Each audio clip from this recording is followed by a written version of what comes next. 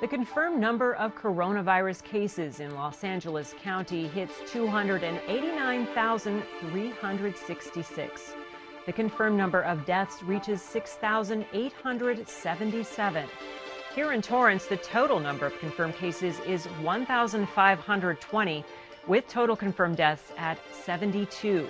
We anticipate the numbers to change as the county updates its last 24-hour operating period. Welcome to COVID-19 Today. I'm Colleen Farrell. It's 4 p.m. on Tuesday, October 20th.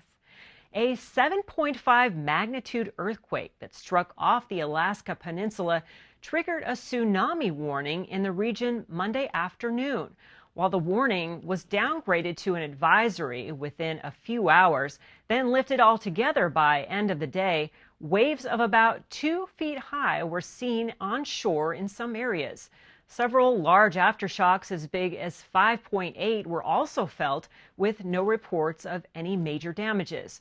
While a tsunami advisory was put in place for the Hawaiian Islands, the National Weather Service in Los Angeles says there was no tsunami threat to the West Coast. As the California Great Shakeout exercise took place less than a week ago, this serves as a reminder whether you're at work or at home, everyone should be prepared. In the event of an earthquake, everyone should drop, cover, and hold, and emergency plans should be discussed with members of your household and staff. Be sure to protect your home by securing heavy objects like bookcases and televisions, as well as objects hanging on the wall. You may also want to consider getting an earthquake insurance policy, as standard homeowners insurance does not cover earthquake damage. Also, remember to put together an emergency supply kit with enough water to last you and your family for at least 3 days, including non-perishable foods for everyone in your household, along with your pets. The kit should include a flashlight, radio and cell phone charger, and a first aid kit, prescription meds and medical supplies, sanitation supplies like towelettes, paper products and plastic bags, batteries, extra clothes, shoes, and blankets, a whistle, cash, and a fire extinguisher. To learn more, you can go to ready.gov. With 14 days before the election, Democratic and Republican lawmakers hope to reach a stimulus negotiation before the end of the day. House Speaker Nancy Pelosi says she is optimistic, giving until the end of the day to finalize language on a stimulus bill that is now estimated to be $2.4 trillion. Democrats and the Trump administration will need to bridge significant differences on major issues like federal unemployment benefits and tax credits. Also today, Senate Majority Leader Mitch McConnell also plans to lead the Senate in a vote on a $500 billion standalone bill to extend the Paycheck Protection Program, a loan for businesses to help retain employees during the ongoing pandemic. New guidelines were released today for reopening theme parks here in California. The state's Health and Human Services Secretary, Mark Ghaly, provided new provisions offering different rules for different types of theme parks, as well as outdoor stadiums. Dr. Ghaly added that all personal care services may resume indoor operations, with modifications in the purple Tier 1. Those include tattoo parlors, hair removal, and massage businesses that will be added to the personal care services. Now, as a reminder, California created a 4-tier system showing widespread risk of the virus to minimal, with 2 additional tiers in between. Los Angeles County remains in the purple and most restrictive Tier 1. The next tier level is labeled red with substantial spread of the virus. Then orange, which is moderate, and then yellow, which is categorized as minimal Tier 4. Following today's guidelines, smaller theme parks may resume operations in Tier 3 counties, which are identified with the colors orange, labeled moderate. There would be a limited capacity of 25% or 500 visitors, whichever is less. Now, with these smaller theme parks, only outdoor attractions may open and ticket sales must be limited to visitors in the same county. Dr. Ghaly says all theme parks will be able to resume operations When they reach Tier 4, which is yellow, the least restrictive, those will also be limited to 25% capacity and will require parks to implement a reservation system and screening measures for all guests. Popular theme parks Disneyland and Knott's Berry Farm are both in Orange County, which is currently in the red tier. The county would need to climb 2 levels to get to the yellow tier, and parkgoers must be Orange County residents to visit. All parks in California have been closed since early March at the start of the pandemic. Now, regarding outdoor stadiums, Dr. Galley says sporting events may resume in Tier 3 or Orange at 20% and in Tier 4 at 25% operation. Ticket sales must be restricted to customers within 120 miles, and advanced ticket sales and assigned seating will be required. Tailgating is strictly prohibited. Face coverings will be required, and social distancing, sanitization, and other safety practices must be in place as well when reopening.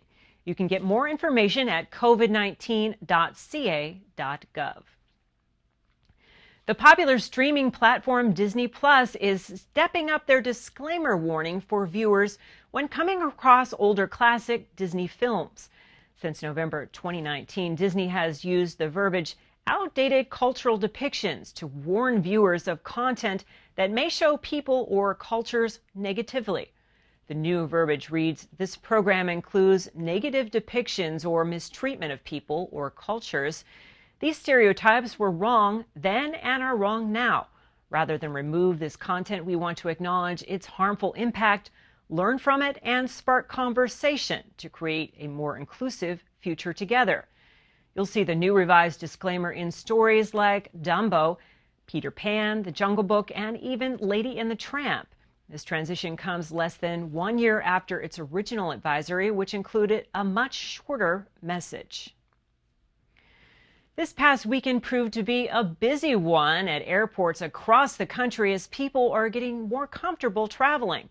According to the Transportation Security Administration, the highest number of people flew in the U.S. since the pandemic began between October 16th through the 18th, with more than 1 million passengers screened at airports on Saturday. TSA also screened 6.1 million passengers at checkpoints nationwide during the week of October 12th, which was also the highest weekly number since March. Now, those numbers could prove to be short-lived if current COVID-19 trends continue and the White House and Congress fail to reach a new stimulus deal to include aid to airlines. California voters who don't wear a mask to the polls will not be turned away. That's according to election officials. In Los Angeles County, voters will instead be escorted to an outdoor area where they can hand their ballot to a poll worker. In Orange County, unmasked voters will be put in a booth away from other voters. In San Bernardino and Riverside counties, voters who are wearing masks will be offered face shields to be worn around those who are unmasked. With 2 weeks until the election, already more than 1 million Californians have mailed in their ballots. Poll workers have been advised to help everyone who comes to a polling center. COVID-19 safety measures are in place by individual workers and voters to prevent the spread of the virus. Partitions will be placed 6 feet apart, workers will be masked and gloved, and everyone is asked to social distance.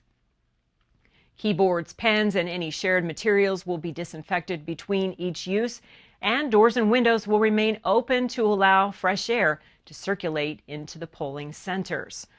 Vote centers in Los Angeles County open beginning Saturday, October 24th.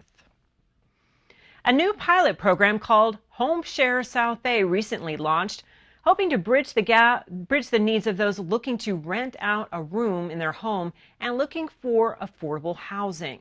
The South Bay City's Council of Governments announced a new partnership with Silvernest, an online service that matches homeowners who have rooms to rent with tenants looking for housing solutions. The program was created thanks to Measure H Innovative Funds, which targets homelessness in Los Angeles County. The pilot program will help match up homeowners and potential tenants and cover the cost of a 6-month membership to Silvernest services for a limited number of people most at risk of becoming homeless. The program is especially relevant now due to COVID-19, as an unprecedented number of Americans are facing job loss and illness due to the pandemic.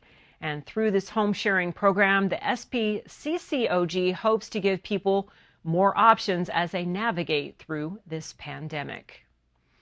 A new traffic signal is coming soon near the Del Amo Fashion Center. As part of the development on the parcel located on the north side of Carson Street from Hawthorne Boulevard to Del Amo Circle West, construction has been ongoing for several months and is near completion. It will serve Del Amo Circle West on the north and private driveway to the south. The purpose of the signal is to facilitate safe traffic movement, southbound to eastbound, left turn movements.